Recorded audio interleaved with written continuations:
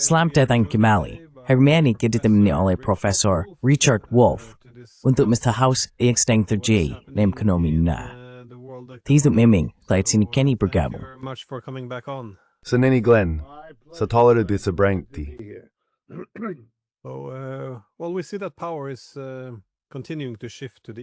Nah, kita melihat bahwa kekuasaan terus bergeser ke timur. Ekonomi dunia sedang berubah, dan dunia politik barat tampak semakin tidak mampu bersaing dalam tatanan baru ini. Dalam kerangka ini, kita melihat bahwa pemerintah AS masih mengalami penutupan. AS mengenakan tarif terhadap dunia, dan juga bersiap untuk menyerang Venezuela, baik dengan alasan yang disebut sebagai narkoterorisme maupun untuk merebut minyaknya.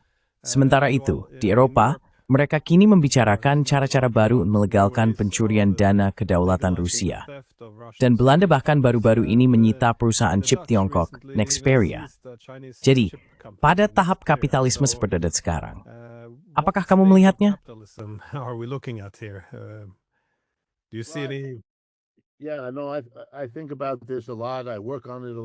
Ya, saya tahu. Saya sering memikirkan hal ini. Saya banyak bekerja di bidang ini. Jawaban saya, jika Anda mengizinkan, harus disampaikan secara bertahap seiring kita membahasnya. Mungkin isu terbesar yang Anda singgung sendiri adalah bahwa pusat dinamis kapitalisme telah berpindah dari barat ke timur. Menurut saya, buktinya sekarang benar-benar sangat kuat. Saya tahu ada banyak orang yang tidak ingin melihatnya, tetapi saya benar-benar menganggap hal itu sebagai sesuatu yang khas dari kekaisaran yang sedang menurun. Orang-orang yang menjalankannya tidak ingin melihat kemunduran itu. Yang bisa saya pahami, mereka takut akan kemungkinan kemunduran, yang juga bisa saya pahami. Dan karena itu mereka melakukan sesuatu yang juga saya pahami. Mereka berpura-pura hal itu tidak terjadi.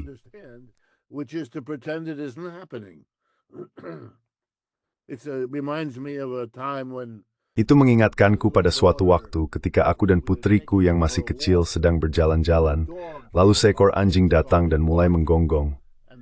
Anjing yang menggonggong itu menakutinya. Jadi ia melakukan hal yang menurutnya paling logis. Ia menutup matanya dengan kedua tangannya yang kecil. Tidak ada yang menyuruhnya melakukan itu. Ia hanya melakukannya karena dengan begitu ia tidak bisa melihat anjing itu. Dan anjing itu terasa jauh lebih tidak menakutkan karena ia tidak mau melihat. Kau tahu, itu adalah momen ketika menyadari bagaimana seorang manusia belajar bahwa seiring waktu bahwa anjing zaganggong itu ada meskipun kau tidak bongoknya. Dan itu proses belajar.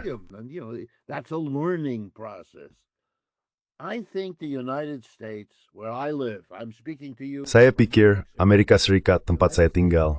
Saya sedang berbicara kepada Anda dari New York City.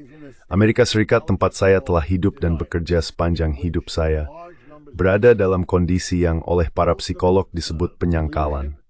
Sebagian besar rakyatnya, sebagian besar para pemimpinnya, terutama para pemimpin Partai Republik dan Partai Demokrat, sibuk terlibat tidak hanya dalam kegiatan pasif berupa penyangkalan, tetapi juga dalam kegiatan yang lebih aktif, yaitu menikmati kurs balik Bracelet. Seolah berusaha keras mereka sendiri kawal dan beras bahwa penyangkalan itu telah keliru bahwa mereka sebagai khawatir berani. Selalu mengatakan gini, COVID terus mobilitas bergeser, tetapi harus keberhasilan memori sebab Amerika Serikat. The capitalism is still here in the United States. We are a capitalist society. It's true. Kita adalah masyarakat kapitalis. Memang benar bahwa minggu ini kita untuk pertama kalinya memilih seorang sosialis sebagai wali kota-kota ini, yang merupakan langkah yang sangat penting, dan juga langkah dalam kemunduran ini. Kita masih tentu saja merupakan negara kapitalis, tetapi bukan lagi pusat yang dinamis. Bukan lagi tempat di mana terobosan teknologi menakjubkan dan saling membangun. Bukan lagi wilayah pertumbuhan. Bukan lagi perluasan pasar. Pada dasarnya, bukan lagi salah satu dari hal-hal itu. Masih ada beberapa sektor dinamis yang tersisa. Teknologi tinggi di California adalah salah satunya dan sebagainya. Namun sebagian besar dinamika pertumbuhan kapitalis, pertumbuhan teknis, pertumbuhan output, pertumbuhan perdagangan telah bergeser ke timur. Growth of trade, that's moved east. That's now somewhere else. And it is. Sekarang hal itu berada di tempat lain. Dan inilah kesenjangannya. Seperti yang kamu tahu, kita sudah membicarakannya. Jika kamu menjumlahkan PDB negara-negara G7, jumlahnya kira-kira setara dengan PDB Tiongkok dan BRICS pada tahun 2020. Dan sekarang hampir 6 tahun kemudian kesenjangannya semakin melebar setiap tahun, menguntungkan Timur, bukan Barat. Jadi kapitalisme berada dalam situasi yang menurun di Barat. Saya akan berpendapat bahwa kondisinya lebih buruk di Eropa dibandingkan di Amerika Serikat. Namun, manapun yang kamu lihat, dinamika, pertumbuhan, ekspansi, semuanya telah berpindah ke Timur. Dan kamu bisa melihat gejalanya dalam budaya kita di sini hampir setiap hari. In our culture here, literally every day. Well, again, this is why I was curious. What happens? Nah, sekali lagi, inilah alasan saya penasaran. Apa yang terjadi ketika kita tidak lagi mampu bersaing? Karena tampaknya ada berbagai reaksi yang berbeda. Di satu sisi, membuang buku aturan tentang bagaimana perdagangan internasional seharusnya dijalankan. Dan saya pikir Anda juga benar. Ada pengabaian terhadap realitas. Kita melakukan hal yang sama dengan perang di Eropa. Artinya, semakin buruk perang itu berjalan, semakin keras kelas politik menepuk dada dan meningkatkan retorika mereka. Tapi apakah Anda melihat kemungkinan pembalikan situasi ekonomi, semacam upaya penyelamatan? Karena di semua bidang utama, baik itu kepemimpinan teknologi, dominasi industri, kekuatan finansial, atau mempertahankan dominasi dolar AS atau euro, adakah jalur yang Anda lihat bisa diambil oleh Barat untuk mulai memperbaiki keadaannya? Where the West can take to start to improve its situation? I don't see it. I don't see a Saya tidak melihatnya. where I can say, well, Saya tidak melihat adanya situasi di mana saya bisa berkata, ya, jika ini dan ini dan ini terjadi, maka akan ada peluang untuk menghindari implikasi dari apa yang baru saja saya let me be katakan. a little bit concrete. Izinkan saya sedikit lebih konkret.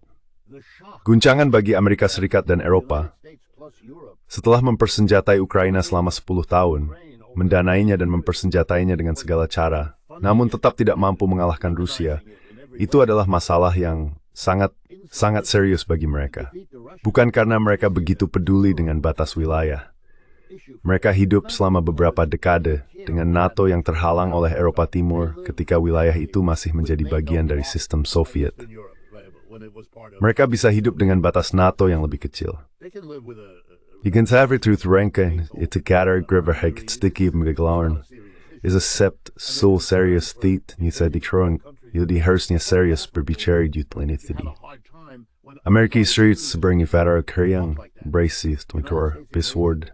Vietnam, rich, big, powerful country, poor, little country. And all of these people didn't say it. Negara kecil yang malang, dan semua orang ini tidak mengatakan apa-apa. Lalu Amerika Serikat menyerbu Afghanistan, negara yang bahkan lebih miskin. Dan tidak ada yang berkata, kecil. Kamu tahu, negara besar menyerang negara kecil. Lalu Irak. Maksud saya, ini konyol. Kita akan melakukan sesuatu di Venezuela yang apa? Ini hanyalah latihan berpura-pura.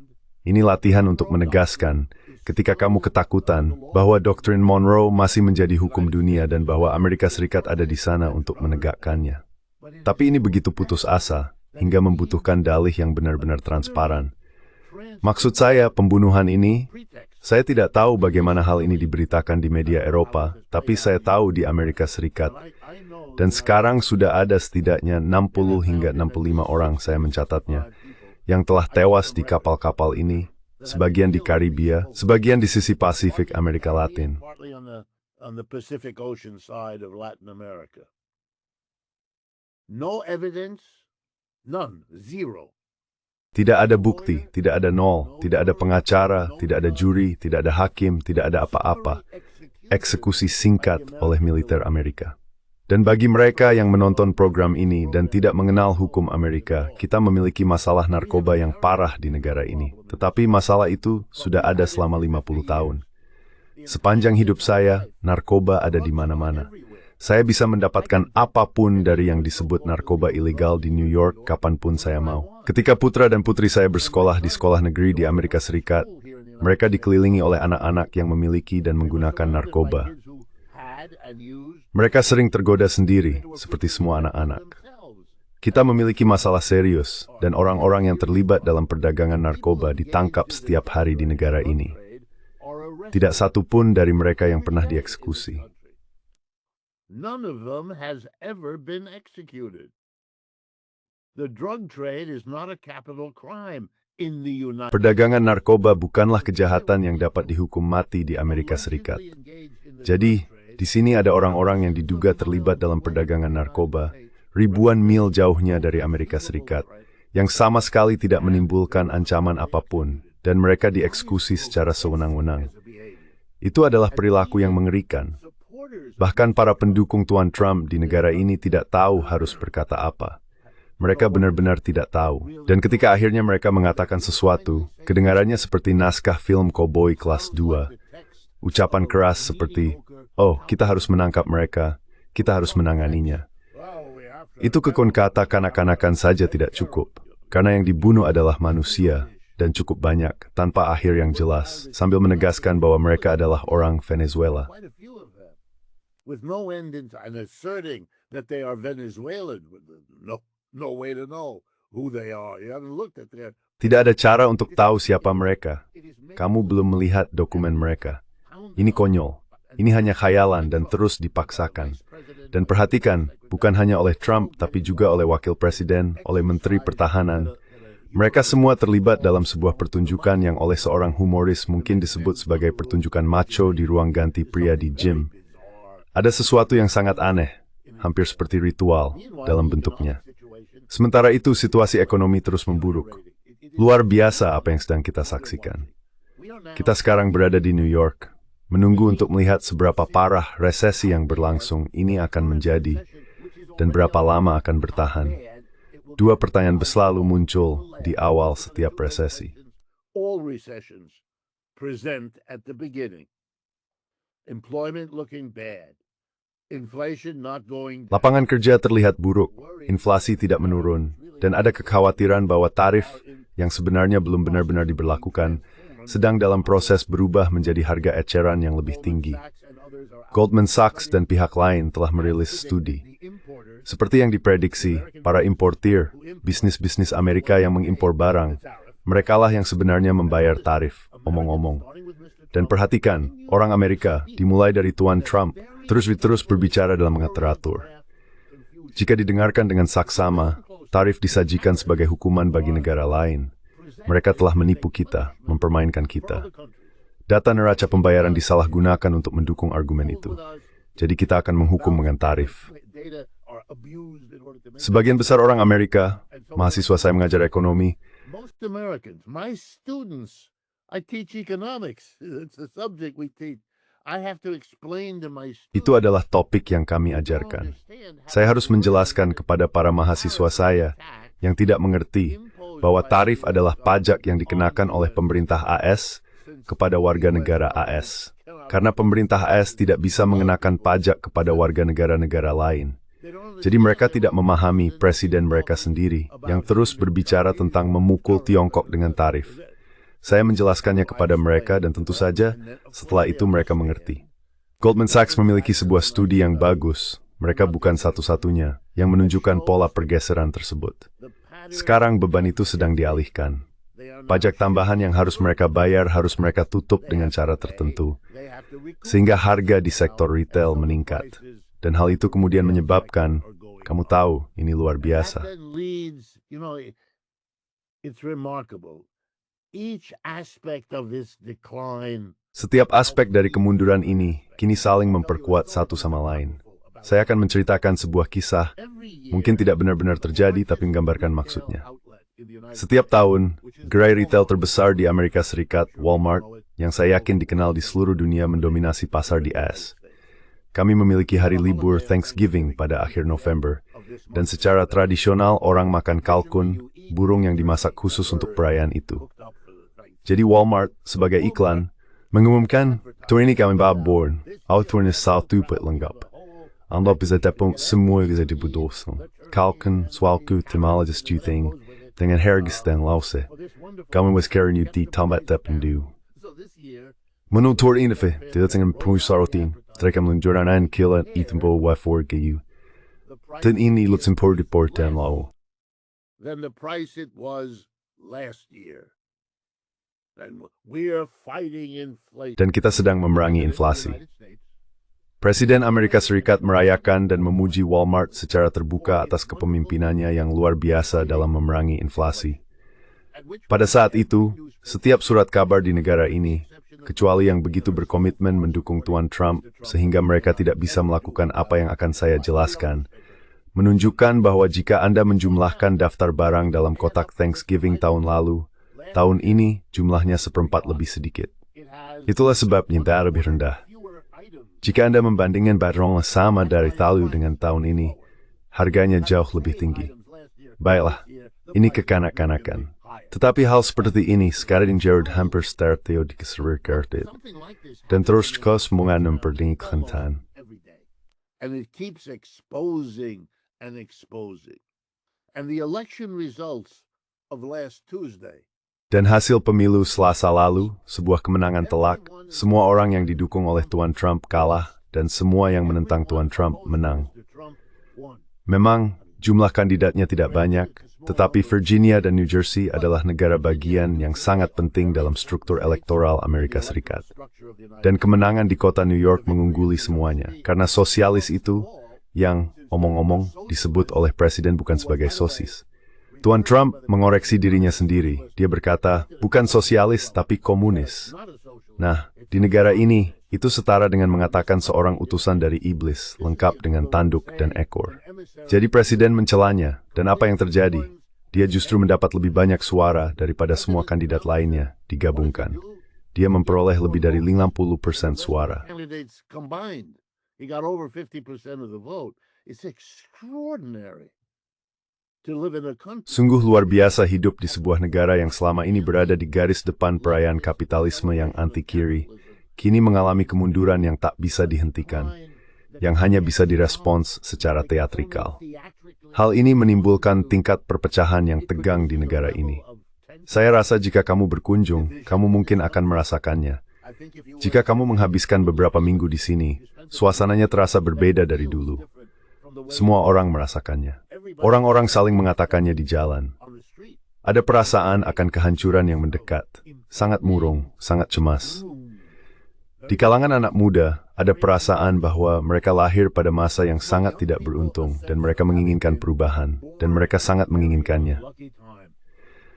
Pemilu kali ini adalah tentang orang-orang ratusan ribu di antaranya, yang datang untuk memilih meskipun biasanya tidak memilih. Might Swartier Bergs versus Forgs Yerns a Priestless. Simerikis, you better have posting cold disc you. A vote to let's see what they can do. It seems that the former consensus around the Tampaknya konsensus lama seputar status quo, tentu saja, yang telah berubah sampai batas tertentu selama 80 tahun terakhir. Ya, seiring status quo itu menghilang, konsensusnya pun ikut lenyap. Jadi kini kita melihat baik pihak kanan maupun kiri politik sama-sama bersedia bereksperimen dengan hal-hal baru. Di pihak kanan, mereka jelas mengambil risiko dengan Donald Trump. Sementara di pihak kiri, mereka mencoba sesuatu yang berbeda di New York. Namun hal yang mengkhawatirkan adalah, seperti yang Anda katakan, tidak ada titik temu. Mereka tampaknya saling membenci dengan cukup intens. Dan memang, upaya untuk mendelegitimasi, bukan dengan menanggapi argumen atau mendefinisikan masalah utama, tetapi hanya melalui pelabelan murahan seperti, oh dia komunis, tidak akan menghasilkan sesuatu yang baik. Namun jika kita masuk ke inti dan... in terms of going into the core and Glenn, if I could just interrupt you. Glenn, boleh aku menyela sebentar, karena yang kamu katakan sangat penting, tapi aku ingin langsung ke intinya. Aku ingin menambahkan pada apa yang kamu katakan. Mereka tidak punya apa-apa untuk dibicarakan satu sama lain, karena masing-masing pihak ingin menyalahkan pihak lain atas kemunduran yang terjadi, tapi tidak bisa mengakui bahwa kemunduran itu ada. Dan itu tugas yang sangat sulit. Bayangkan kamu diminta untuk memberikan pidato. Kamu seorang senator dari suatu daerah, di mana kamu menyalahkan mereka atas kemunduran Amerika yang semua orang rakan. Tapi kamu tidak boleh mengatakan bahwa ada kemunduran. Hal yang paling mendekati yang bisa kamu katakan adalah slogan Tuan Trump, jadikan Amerika hebat kembali. Make America great again.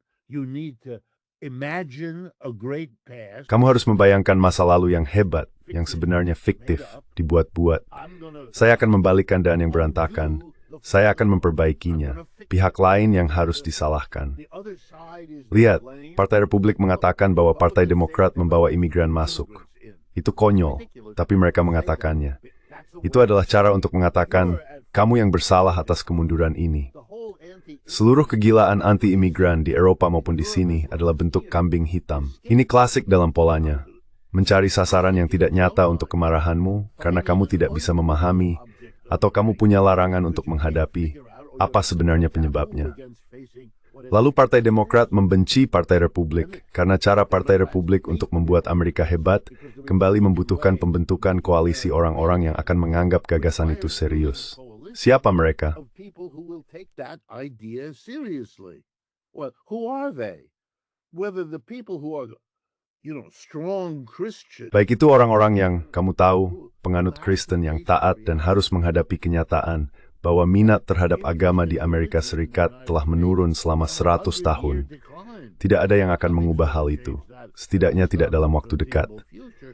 Dan hal itu menakutkan bagi orang-orang yang masih menganggap agama sebagai isu penting.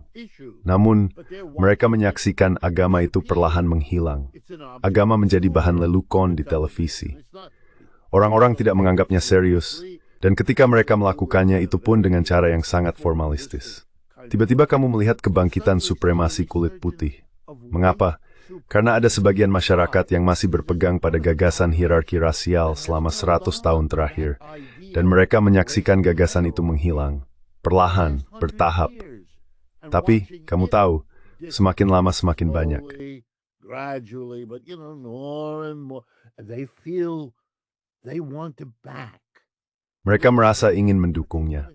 Mereka tidak akan mengatakannya, tapi mereka melakukannya.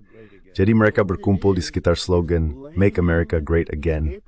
Namun sebenarnya itu adalah tentang menyalahkan, menjadikan kambing hitam, semua orang yang memang tidak mereka sukai sejak awal.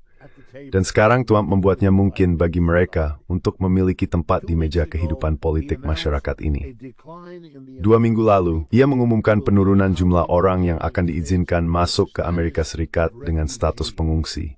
Dan mereka akan dibatasi dalam 2 hal.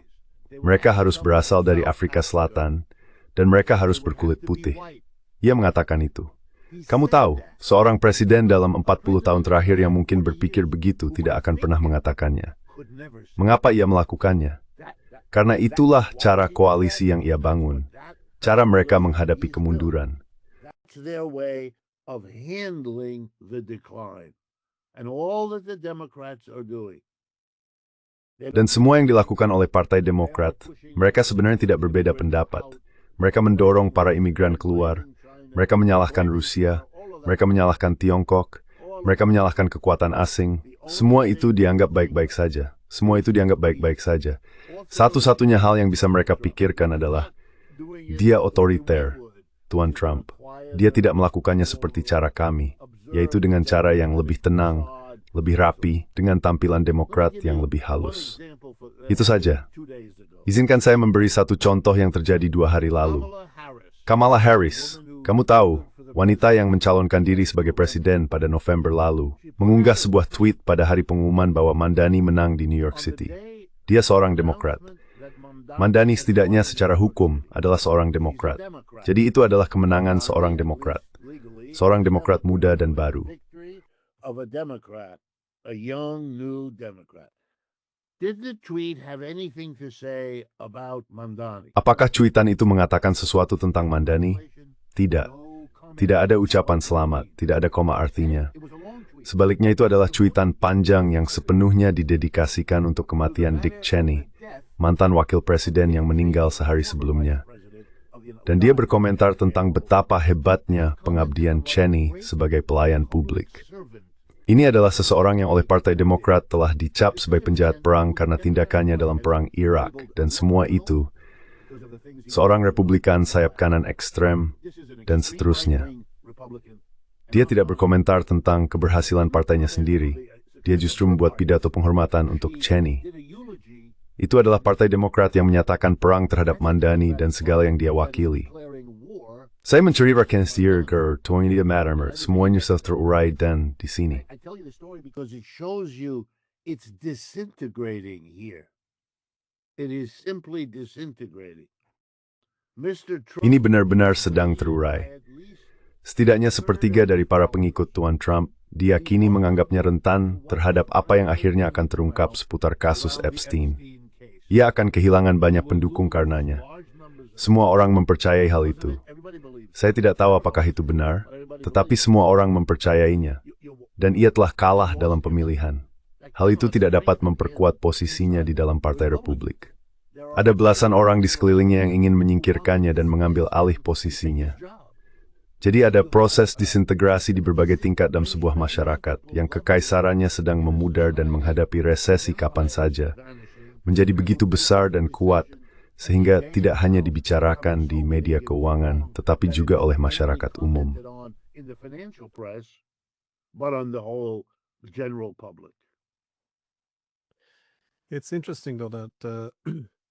Menarik, meskipun begitu, bahwa dengan kemerosotan ekonomi, ketika sistem politik mulai sedikit terurai, garis-garis pertempuran baru jelas harus ditarik.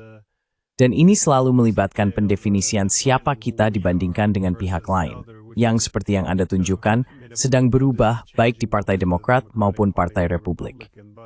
Yang menarik di Amerika Serikat bagaimanapun adalah bahwa negara ini seringkali cukup unik karena memiliki nasionalisme yang sangat positif. Dibangun atas asumsi bahwa masa-masa terbaiknya masih di depan.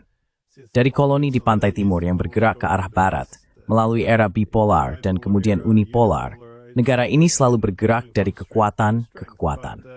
Namun sekarang, ketika menghadapi kemunduran, hal ini membuka pintu bagi jenis nasionalisme yang lebih negatif.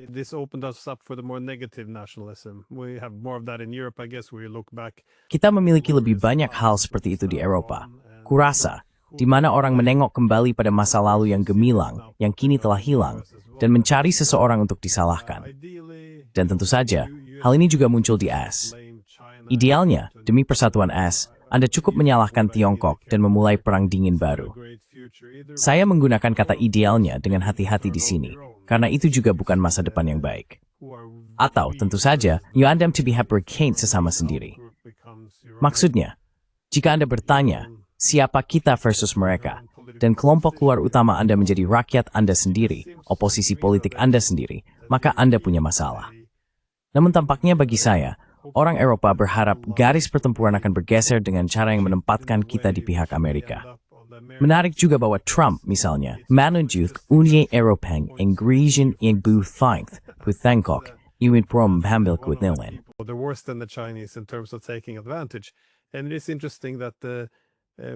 Dan menariknya, sebelum kamu bertanya, kamu sendiri tidak yakin bagaimana isu Venezuela diberitakan di media Eropa. Tapi menurut saya, tampaknya orang Eropa tidak terlalu keberatan dengan gagasan bahwa AS mengambil alih kendali atas aset-aset Venezuela. Terutama karena kamu tahu, mereka memiliki hubungan yang begitu dekat dengan Tiongkok dan Rusia. Namun mereka berharap hal itu dilakukan dalam kerangka dunia politik barat. Itulah sebabnya, menurut saya misalnya, hadiah Nobel Perdamaian itu hampir seperti peluang mudah bagi Trump. Maksudnya begini, ada pihak oposisi yang ingin pemerintah digulingkan, tapi semua itu atas nama demokrasi liberal. Jadi jika dilakukan atas nama hegemoni liberal untuk memajukan demokrasi, maka itulah identitas bersama dari dunia politik barat.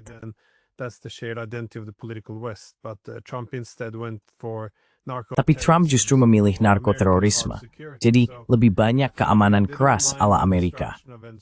Saya rasa mereka tidak keberatan dengan kehancuran Venezuela. Selama kamu tahu, kita berada di pihak Amerika dalam garis pertempuran ini, sementara kita melihat Eropa berada di luar. Tapi apakah kamu melihatnya? Apakah kamu melihat AS menjauh dari Eropa? Atau bagaimana menurutmu hubungan itu berubah selama kemunduran politik ini? Dan ketika saya mengatakan Amerika, Kestel, and ibeb en je person's politik thanya.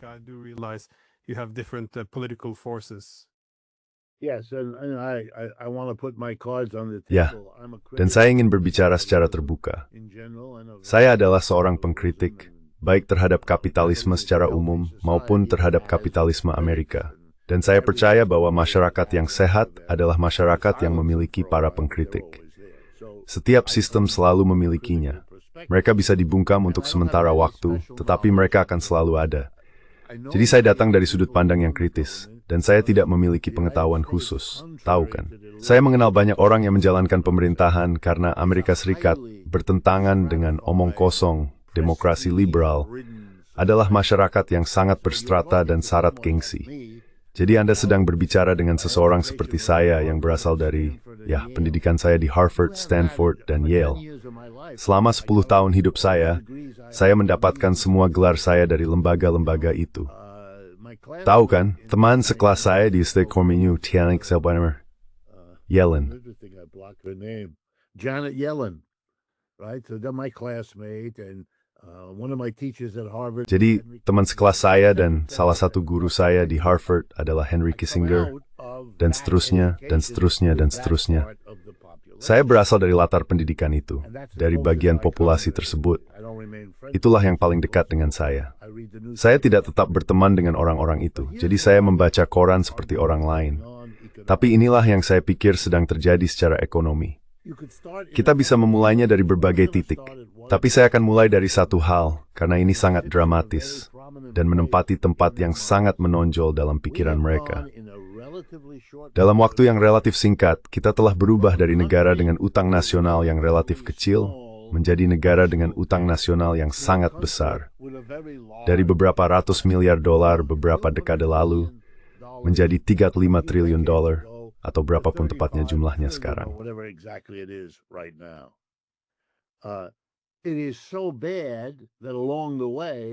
Kebawa ke situ, buruk ya, perigilornya, kita kehilangan peringkat kredit A dari Standard & Poor's, Moody's, dan Fitch, 3 lembaga peringkat kredit utama di dunia. Semuanya berasal dari Amerika. Mereka semua menurunkan peringkat kredit Amerika Serikat. Ada negara lain peringkat A.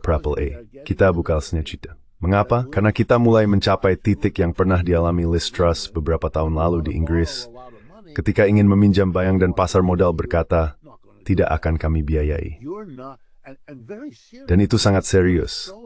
Utang kita begitu besar sehingga para invest adanya risiko bahwa publik bisa di seorang politisi, baik dari kiri maupun kanan, yang akan mengusung slogan mengobsetur berbunga dan warranty negarawan, ini memberikan NFT kita. Itu argumenta out. That is a strong argument. And that's an argument you as a creditor. Dan itu adalah argumen yang, sebagai kreditur, kemungkinan besar akan Anda kalah. Jadi para kreditur, yang mencakup bank-bank Amerika, korporasi, dan sebagainya, mulai mundur. Seorang presiden baru harus melakukan sesuatu terhadap utang ini. Kita menjalankan defisit lebih dari 1 triliun, 2 triliun per tahun. Maksud saya ini sudah di luar kendali. Dan omong-omong itu sendiri adalah bagian dari kemunduran sebuah imperium. Korporasi dan orang kaya ingin pemerintah menyediakan berbagai macam manfaat dan layanan bagi mereka, tetapi mereka tidak mau membayar pajak. Dan mereka mendukung politisi yang akan melakukan hal itu. Hal yang sama terjadi di Eropa. Rakyat banyak juga menginginkan sesuatu dari pemerintah, dan Anda sudah membebani mereka dengan pajak. Anda tidak bisa menambah beban itu lagi. Akan terjadi pemberontakan. Jika Anda memajaki korporasi dan orang kaya, roaming tidak ada discrease mode.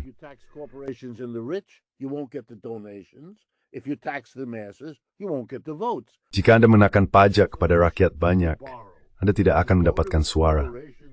Jadi solusinya adalah Anda meminjam. Anda mendatangi korporasi dan orang-orang kaya dan berkata, kami tidak akan memungut pajak dari Anda, tetapi harus meminjamkan kepada kami uang yang tidak kami pungut itu. Kami akan membayarnya kepada Anda, dan kami akan membayar bunganya. Bagi orang kaya, tentu saja ini luar biasa, pilihan yang hebat antara membayar pajak atau meminjamkan uang kepada pemerintah yang sama. Jadi utang pun menjadi gila-gilaan karena pengaturan politik seperti ini tidak menghasilkan hasil lain, sebagaimana seharusnya tidak ada yang mengharapkannya. Tapi sekarang Anda sudah sampai di ujungnya. Seperti setiap peminjam berlebihan lainnya, Anda telah kehabisan kredit yang tersedia. Sekarang, mengapa saya menekankan hal itu? Karena Tuan Trump, you think naman isn't that this was your that was bike? Kalau tahu hawanir, ising isa that are mau bahwa Scott Bessent, pausing, sedapat tunggu. is right there with them. These are people with atypical. Ini adalah orang-orang dengan cara berpikir tentang ekonomi yang tidak biasa, bahkan untuk ukuran mereka sendiri. Bagaimanapun juga, mereka datang dengan gagasan ini. Kita berada dalam masalah besar. Kita tidak bisa dan tidak akan mengenakan pajak pada korporasi dan orang kaya. Itu tidak mungkin. Itu tabu. Kita tidak akan pernah melakukannya. Jadi apa yang tersisa? Bagaimana kita akan menjaga sistem tetap berjalan tanpa berutang secara gila-gilaan? Jawabannya adalah, ya, ini situasi yang putus asa. Situasi putus asa membutuhkan tindakan putus asa. Itu berarti sekutu lama kita tidak dikecualikan. Kita hanya membebaskan korporasi dan orang kaya kita sendiri. Kita tahu kita akan bukan itu lagi untuk orang Kanada, atau orang Meksiko, atau orang Eropa. Or the Mexicans, or the Europeans. Doesn't matter how close an ally you. Tidak peduli seberapa dekat sekutu yang telah kamu jadi, ya Tuhan. Kami ingin merawatmu seperti yang selalu kami lakukan. Tapi sekarang, perhatikan bahasaku. Ini seperti gambaran seolah-olah kami telah menanggung mereka, bukan memeras mereka. Semua itu hanya khayalan, tapi begitulah cara sistemnya dibuat, dan begitulah cara mereka memahaminya. Benar sekali. Ketika Tuan Trump mengatakan bahwa karena ada defisit antara entahlah Italia dan Amerika Serikat, itu berarti ideologi terminal Amerika Serikat. Tapos dia hadir. Dan Audrey Stewart, ia memang kesilan. Ia bersengaja ia mengetes lebih mana silang. Mengapa kesan ini harus diulang setiap hari? Being repeated every day because it fits into. Karena hal itu sejalan dengan gagasan bahwa sekarang kita akan menyelamatkan Amerika dengan memanfaatkan ukurannya sendiri, kepentingannya sendiri bagi Inggris, Belanda, Tiongkok, Jepang. Mereka harus membayar kita untuk mendapatkan akses ke kekuatan yang kita miliki. Dan itulah cara kita mempertahankan kekuatan tersebut. Begitulah cara kita menjaganya. Jadi kita tidak akan membantu siapapun lagi. Kamu ingin pasukan di Eropa? Kamu bayar. Kamu ingin perisai militer? Kamu bayar. Mau perang di Ukraina? Ingin perang di Ukraina? Kepentingan Hamas contestori if race and destroying youth. Yet their employee military carries off 10 and such stuff everything. From you every nickel we can. You know, having von der Leyen, membuat Ursula von der Leyen menandatangani kesepakatan dengan Presiden, di mana ia berkomitmen, jika saya membacanya dengan benar, dan jika saya salah, tolong koreksi saya, bahwa Anda akan membeli gas alam cair senilai $750 miliar dari Amerika Serikat selama 10 tahun ke depan, dan jumlah yang sama, sekitar $750 miliar dalam bentuk investasi yang sudah Anda janjikan sebelumnya. Jadi Anda akan mengambil uang yang dikumpulkan dari ekonomi Eropa dan membawanya ke, Anda akan memungut pajak dari rakyat Anda untuk mendanai Amerika Serikat. Politisi yang melakukan hal ini akan kehilangan jabatan karena keputusan tersebut. Maksud saya heran bagaimana mereka bisa berfungsi, bagaimana hal seperti ini bisa terjadi di Eropa. Saat ini hawan cari defith. Tuhan membantu seorang mami bagi obat mendemonitiat Rusia yang bersikap muncul terhadap Trump ini. Bagi saya jadi pertanyaan tanya bagaimana kondisi mental di Eropa Red Earth. Wondering at the mental state of the European leaders. Well, I think their mentality is that at the moment. Saya rasa pola pikir mereka saat ini adalah bahwa Trump telah melemparkan papan catur lama ke udara. Dan mereka ingin ketika bidak-bidak itu jatuh agar semuanya tersusun sedemikian rupa. Sehingga, seperti yang saya sebutkan sebelumnya, ketika garis pertempuran baru ditarik, orang Amerika akan melihat orang Eropa sebagai bagian dari kita pada dasarnya. Dan seperti yang Anda katakan, bukan untuk mengekstraksi begitu banyak kekayaan, tetapi demi tujuan ini, orang Eropa atau Uni Eropa sejelas bahwa semua kesepakatan yang buruk ini dipunyai cara untuk membeli kasih sayang Washington, agar sana tetap melihat nilai Eropa. Saya pikir mereka keliru dalam anggapan itu. Semakin merasa dekat dimanfaatkan, semakin banyak masalah yang muncul, dua khususnya.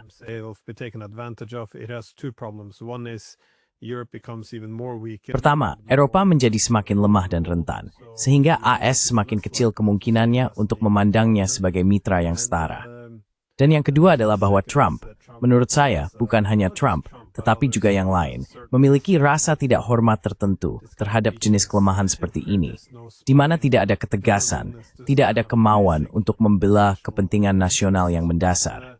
Namun, Anda menyebutkan bahwa AS siap untuk menarik semua kekayaan ini dari sekutunya sendiri. Meski begitu, ada beberapa pengecualian yang menarik, karena Trump tentu saja terpilih dengan janji akan melakukan sesuatu terhadap utang. Dan saya sangat setuju. Saya pikir itulah inti dari semua ini. Itulah yang membuat segalanya menjadi tidak berkelanjutan. Tetapi dia akan melakukannya dengan mengakhiri perang tanpa akhir.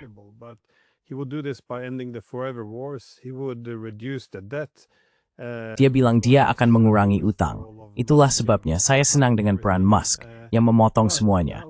Tapi sekarang kita melihat banyak perang yang terus berlanjut. Bahkan tampaknya dia mungkin akan memulai beberapa perang baru. Namun dia juga menyumbangkan uang. Dia membantu Israel selama perang dan juga Argentina. Yang menarik. Jadi pemerintah Amerika ditutup sementara dia membantu Argentina. Tampaknya itu salah satu masalah yang membuatnya kehilangan banyak dukungan di sana. Bagaimana kamu memahami hal ini? Pada saat yang kritis dalam sejarah Amerika, ketika kita berjuang dengan utang yang tidak berkelanjutan, justru saat inilah untuk membantu Argentina, padahal basis pendukung Trump sendiri memilihnya untuk melakukan hal yang sebaliknya, untuk mengutamakan mereka terlebih dahulu, America First, seperti yang dia katakan sendiri.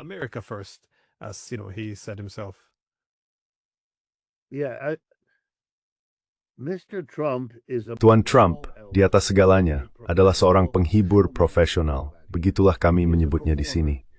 Dia seorang penampil. Dia memahami bahwa cara seseorang menampilkan diri sangatlah penting dan dapat membawa seseorang sangat jauh. Dia telah menampilkan dirinya hingga ke Gedung Putih. Dengan kata lain, dia telah membuktikan anggap ada di pikirannya sendiri. Dia telah menunjukkan, lihat, saya bukan seorang pelajar. Saya tidak pernah benar-benar memahami banyak hal. Saya telah menjadi playboy stand-up story. Saya melihat hari important tolerate form latar ga. Ska tweet urusan saya. Nunsla gagwer kek berlopan itu sembilan sembilan sarings dem la. Mary step looking le. Stas snorens. Steak. Bottled water, steaks, all kind casinos. It's a disaster, an endless disaster. Ini adalah bencana, bencana tanpa akhir, yang diselingi oleh sejarah keterikatan hukum yang menjadi sumber humor dalam budaya ini. Dia adalah seorang pengacara teladan yang terus kalah tetapi tidak peduli, karena dia memiliki cukup uang sehingga tujuan hukum baginya adalah untuk menyusahkan orang lain, mengganggu mereka, menguras dana mereka untuk biaya hukum, agar dia bisa menggunakan uangnya untuk membuat hukum bekerja demi kepentingannya. Dia adalah contoh klasik. Jadi, mengapa saya menceritakan hal ini kepada Anda? Jika Anda melihat kebijakannya tidak ada tindak lanjut, tidak ada pemeriksaan seperti, baiklah, jika kita melakukan ini, itu akan berdampak negatif di sana. Jadi kita masih bisa melakukannya. Tetapi bagaimana kita menangani dampak negatif ini agar tidak kembali dan membatalkan apa yang sedang kita coba capai? Itulah cara berpikir logis seseorang yang memahami kompleksitas dalam mengambil keputusan. Complexity goes about making decisions. You have to make a decision, and it's always a risk. Kau tahu, kau harus membuat keputusan, dan itu selalu berisiko. Tapi kau bisa mengurangi risikonya dengan melihat jika kau izinkan aku sejenak secara Hegelian pada kontradiksi intrinsik dalam tindakan yang sedang kau lakukan. Kau tahu begitulah cara dunia bekerja. Dia tidak tahu. Ketika dia berkata, aku bisa mengakhiri perang di Ukraina dengan beberapa panggilan telepon dalam seminggu, dia membayangkannya sebagai sesuatu yang bisa dia lakukan. Dan jika dia tidak bisa melakukannya, dia akan sangat marah pada seseorang yang telah ikut campur secara tidak pantas, ilegal, dengan niat jahat terhadap hal baik yang hendak dia lakukan. Dan dia terkejut. Dan dia akan menembak mereka dan merasa berhak untuk menembak mereka, karena mereka dianggap bodoh atau jahat atau keduanya dalam menentangnya. Jadi dia menyadari bahwa itu bukan hanya tentang orang Eropa. That it's not just the Europeans, it's the entire leadership of the Democratic Party. Seluruh pimpinan Partai Demokrat dan setengah dari pimpinan Partai Republik ingin berperang di Ukraina. Dan mereka tidak akan membiarkannya melakukan itu. Jumlah mereka terlalu banyak, dan mereka memiliki terlalu banyak kekuasaan dalam masyarakat ini. Dia bisa mendapatkannya, dia bisa saja melakukannya. Tetapi untuk itu dia harus membuat beberapa konsesi yang tidak ingin dia buat, karena dia tahu hal itu bisa merugikannya. Jadi, tidak, dia akan menyingkirkan mereka semua dan membuat kesepakatan dengan Tuan Putin. Itulah yang akan dia lakukan. Dan omong-omong, itu belum berakhir. Jika situasi ini memburuk dan melakukannya lagi. Dan kamu tahu bagaimana reaksi Rusia? Saya tidak tahu. Saya yakin mereka memikirkannya sepanjang waktu. Dia tidak memikirkannya dengan matang.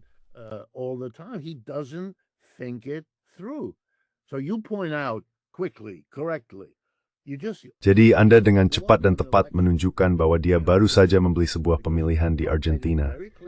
Karena Trump sudah sangat jelas, beberapa minggu sebelum pemilihan, bahwa dia akan memberikan banyak uang jika rakyat memilih Milei lagi, dan tidak akan memberikan uang itu jika mereka tidak melakukannya. Sekarang, saya tidak tahu seberapa penting hal itu, dan saya juga tidak tahu seberapa tes terhubung yang melengkapi tindakan terbuka ini. Tetapi bagi sebuah negara yang baru saja melalui perjuangan traumatis terkait, tanda kutip, campur tangan asing dalam pemilihan kita, Anda benar-benar harus berhenti sejenak, menarik napas dalam-dalam, dan mencatat bahwa bagi Tuan Trump, semudah itu untuk ikut campur dalam pemilihan di Argentina. Dan tidak ada seorang pun di sini yang mengatakan sepatah kata pun. Maksud saya, Partai Demokrat yang memiliki sedikit saja kecerdasan independen pasti akan memahami maksud Anda.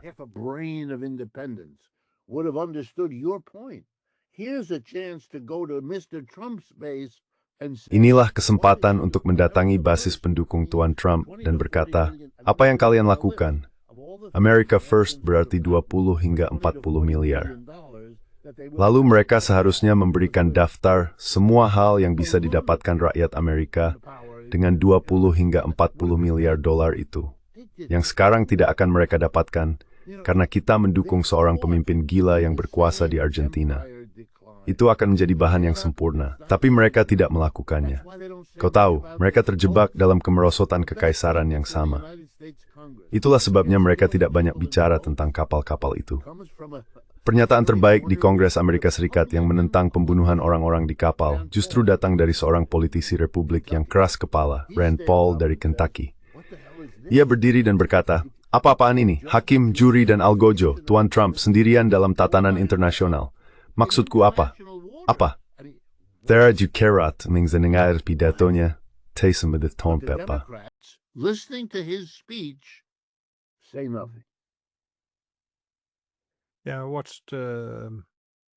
Ya, saya melihat dia membuat komentar lain juga, mengatakan bahwa sekitar 1 dari 4 kapal yang diperiksa untuk narkoba sebenarnya tidak memiliki narkoba, atau mereka keliru. Jadi dia berkata, kalau kita mengikuti angka yang sama, berarti kita membunuh 1 dari 4 orang yang tidak bersalah. Sekali lagi, jika membunuh orang di perairan internasional sebelum kita tahu apa yang ada di kapal itu diperbolehkan di negara kita. In our country, we don't execute people convicted of. Kita tidak mengeksekusi orang yang dihukum karena perdagangan narkoba. Tapi biar saya peringatkan Anda, biar saya melangkah sedikit lebih jauh. Orang Eropa sebaiknya berpikir panjang dan serius sebelum memutuskan untuk berpihak pada negara yang kekaisarannya sedang runtuh, yang perpecahan internalnya telah mencapai tingkat permusuhan yang mengkhawatirkan. Anda tahu, dengan contoh kapal-kapal itu dan contoh ICE, dengan apa yang dilakukannya di dalam negeri. Maksud saya, Amerika berpihak pada demokrasi liberal meliu, demokrasi. That's the past. The only way that's going to come back is if Mr. Trump. Satu-satunya cara hal itu akan kembali adalah jika Tuan Trump yang memang sedang menimbulkan reaksi balik. Dan Tuan Mandani, jika dia cerdas dan memiliki penasihat yang baik yang saya curigai memang akan memahami bahwa tuas kekuasaan terpentingnya tepat di pusat keuangan kapitalisme barat, New York, tempat saya berada sekarang, adalah untuk pergi. Dan dia akan pergi kepada pimpinan JP Morgan Chase dan semua lembaga keuangan besar lainnya dan berkata kepada mereka, kalian menaruh uang kalian pada Tuan Trump. Sekarang, dia sedang terpuruk. Dan kalian sebaiknya sangat berhati-hati agar reaksi balik terhadapnya tidak berakhir menempatkan negara ini dalam keadaan yang lebih buruk daripada sebelum kalian mengikuti jalan bersama Tuan Trump. Than you had it before you ever went down the road with Mr. Trump. Be very careful. Berhati-hatilah. Kalimat yang tidak diucapkan adalah, kamu membutuhkan aku. Kamu perlu memiliki seorang teman di pihak kiri. Karena ketika pergeseran ke sayap kanan ternyata tidak mampu menyelesaikan masalah dalam sistem kapitalis Amerika, kamu tahu kemana kelas pekerja akan pergi, ke kiri. Dan izinkan saya mengingatkan semua orang, terakhir kali kapitalisme runtuh pada tahun 1930-an, kelas pekerja Amerika bergerak ke kiri. Tiba-tiba muncul dua partai sosialis dan satu partai komunis berukuran besar yang bekerja sama dengan CIO untuk membentuk serikat bagi kelas pekerja Amerika dengan cara yang belum pernah terjadi sebelumnya dan tidak pernah terulang lagi sejak saat itu. Itulah puncaknya. And has never seen since. That was the peak, the 1930s. Produced the New Deal coalition. Tahun 1930-an melahirkan koalisi New Deal yang menciptakan jaminan sosial, kompensasi pengangguran, upah minimum pertama, dan lapangan kerja publik bagi 15 juta warga Amerika. Wah, dan bagaimana itu dibiayai dengan memungut pajak dari korporasi dan orang kaya? Dan siapa yang melakukannya? Seorang Demokrat sentris, Roosevelt, yang berkampanye pada tahun Stikel II untuk anggaran berimbang. Jadi, bisa dibilang, tidak ada sedikit pun paham kiri dalam dirinya. Dan tiba-tiba, wah, itulah yang kini harus mereka pikirkan. Karena Tuan Mandani sedang memberi mereka gambaran mengejutkan tentang bagaimana hal itu bisa muncul di sini, tepat di kota New York. Seluruh kepemimpinan kelas kapitalis di New York turun tangan untuk menghentikan Tuan Mandani. New York went out to stop Mr. Mandani. Michael Bloomberg gave $8 million of his own money. Michael Bloomberg menyumbangkan 8 juta dari uangnya sendiri. Kepala Airbnb, kepala Home Depot, mereka adalah para miliarder di negara ini yang menggelontorkan uang, semuanya sia-sia, semuanya berakhir dengan kekalahan memalukan. Pemilihannya tidak ketat, sama sekali tidak. Hasilnya sangat telak. Saya berada tepat di tengah-tengah. Saya ikut memilih dalam pemilihan itu karena saya tinggal di Manhattan, dan saya tahu apa yang dikatakan para tetangga saya kepada saya. Sudah sister saya selama beberapa bulan di plan. Berarti saya more percaya bisa begini. Tapi semua tetangga selalu memilih Mandani, orang tada anak muda. Tahu tidak apa mah? Mungkin ada petunjuk board di sini. And there may be a big clue here. It wasn't in favor of socialism. Look. Itu bukanlah pemungutan suara yang mendukung sosialisme. Lihat, saya akan menyambut hal itu. Tapi bukan itu maksudnya. Saya berharap begitu, tapi tidak. Ini adalah suara penolakan terhadap status quo. Apapun dan segala sesuatu yang berhubungan dengannya. Terdengar seperti itu, atau tercium seperti itu. Tuan Cuomo, seorang Demokrat tua yang sudah usang, sekelas dengan Clinton dan Obama, tidak ada yang menginginkan itu lagi. Partai Republik, bahkan lebih buruk. Jadi apa yang diinginkan orang-orang? Mereka menginginkan sesuatu yang berbeda. Dan apa yang bisa lebih berbeda di Amerika daripada seorang sosialis muslim? Itu seperti lelucon, seolah-olah dia mengenakan tanda, kalian ingin sesuatu yang berbeda ada di sini. Dan orang-orang berkata, tepat sekali, itulah yang kami inginkan. And people said, exactly, that's what we want. Yeah, well, it goes back to how we started. Ya. Ini kembali ke bagaimana kita memulainya. Ketika status quo tidak lagi dapat dipertahankan, orang-orang bersedia melemparkan gangguan besar ke dalam sistem hanya untuk mendapatkan perubahan dan memutuskan hubungan dengan status quo yang selalu mereproduksi dirinya sendiri. Menurut saya, ironi besarnya di sini adalah bahwa hal itulah yang membuat Trump terpilih. Karena dia berkata, kalian tahu, para elit ini bukanlah siapa kita, saya akan menyelamatkan kalian. Dan memang, mereka melemparkan gangguan itu ke dalam sistem. Tapi sekarang, dialah yang mengelola kemerosotan ekonomi ini. Dan tampaknya hal terbaik yang bisa dia lakukan adalah meyakinkan orang bahwa semuanya sebenarnya luar biasa, bahwa kita adalah ekonomi terpanas di dunia. Namun ketika orang mulai menyadari bahwa itu tidak berlaku bagi mereka, pasar saham mungkin naik, relevancy to Ford's test, evap subeth trik, and ifes uvin memberkain nanth. Tuamengthen Dethuwudus Theli Kulthrabi. intervention. That might be your new mayor. That's right. It might be, and I can assure you that all Benar across sekali. the United Mungkin States, saja begitu. in every Dan saya dapat meyakinkan Anda bahwa di seluruh Amerika Serikat, di setiap kota dan daerah, ada orang-orang seperti Tuan Mamdani yang kini mulai berpikir untuk berpartisipasi secara politik di komunitas mereka. Ini Anda telah, jika saya boleh katakan, melepaskan jin dari botol, dan Anda tidak bisa memasukkannya kembali. Ia sudah menyebar kemana-mana tanpa bentuk yang jelas, dan tidak ada cukup botol, juga tidak ada cukup orang. Implikasinya seolah saya beri tergiring, dan itu saya sebarat her. I'm just becoming aware of them, and they crowd in on me literally all day. Well, thank you very much. Baik, for letting me- terima kasih Marks Top Homicide and Gory Pemikiran Alam. Ini adalah masa menarik. Melihat bakal kemerosan ekonomi ini, saya nia. Necu perpecahan politik urut, atit kriman. Juskikan, ham. Meltdown. So, thank you again. Yeah, my pleasure, Glenn. At some point, I'd love to talk with you. Ya, dengan senang hati, Glenn. Europe. Suatu saat nanti, saya juga ingin berbicara denganmu tentang Eropa. My mother in Germany.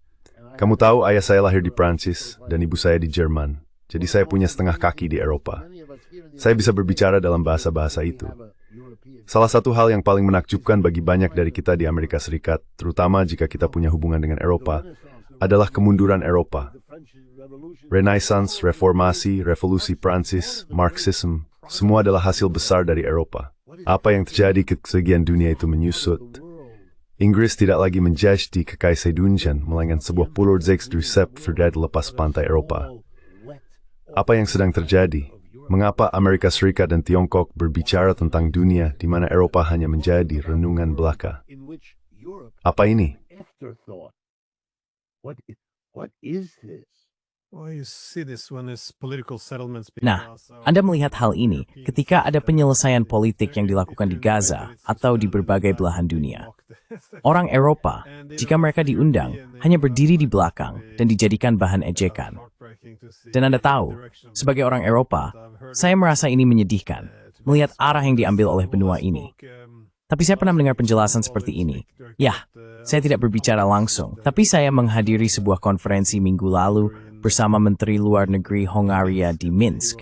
Dan dia mengatakannya begini, orang Eropa sedang mengalami krisis rasionalitas dan akal sehat.